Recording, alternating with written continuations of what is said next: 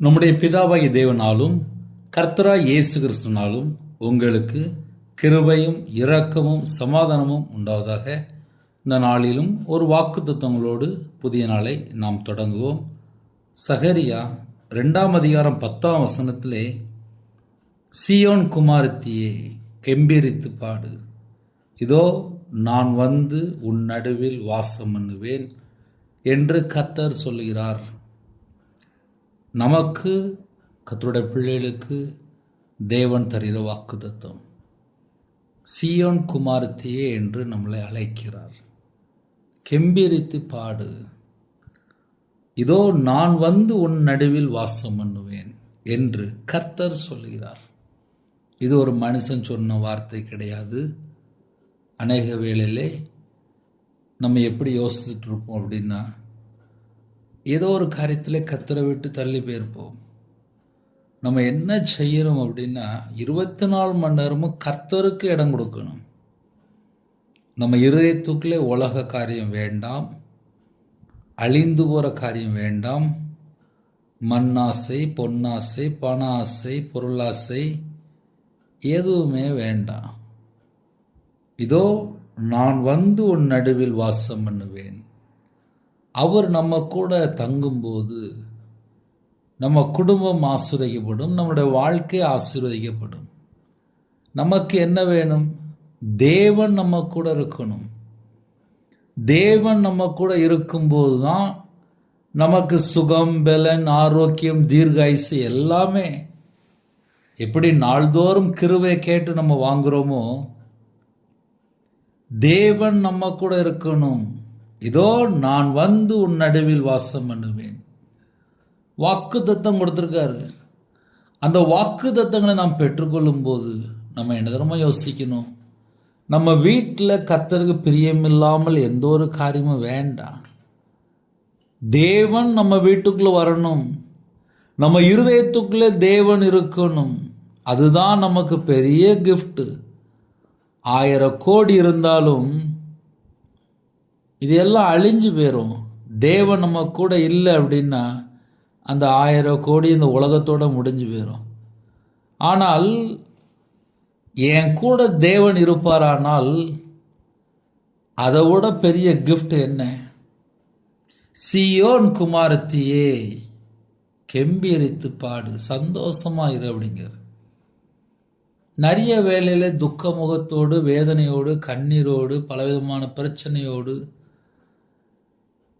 ஏன்னா நானும் உலகத்தில் தான் இருக்கிறேன், நானும் இந்த பூமியில் தான் இருக்கிறேன்.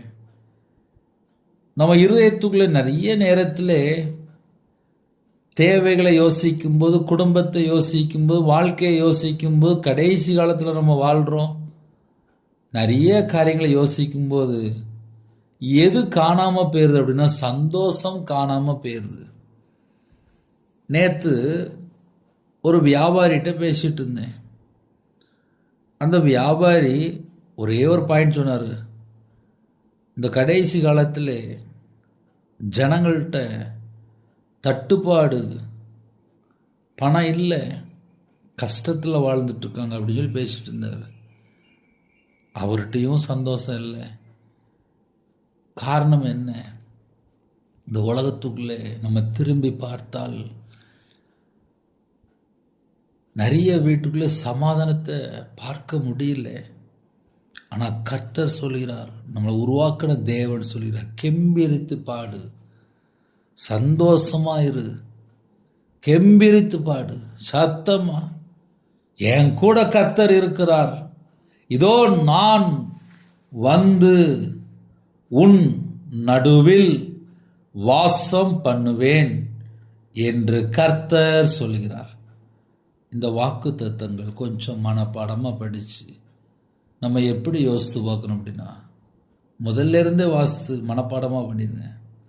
சீயோன் குமாரத்தியே கெம்பீரித்து பாடு. சகரியா 2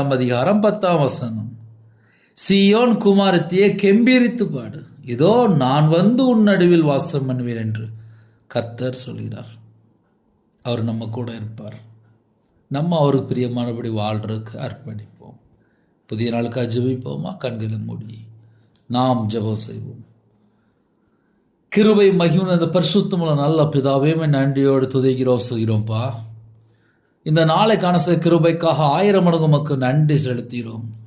சீயோன் குமாரத்தியை கெம்பீரித்து பாடு, இதோ நான் வந்து உன் நடுவில் வாசம் பண்ணுவேன் என்று கர்த்தர் சொல்லுகிறார் என்று உங்கள் பிள்ளைகளோடு நீங்க பேசின ஒவ்வொரு வார்த்தைக்காக உண்மை நன்றியோடு துதிக்கிறோம் சொல்கிறோம்ப்பா.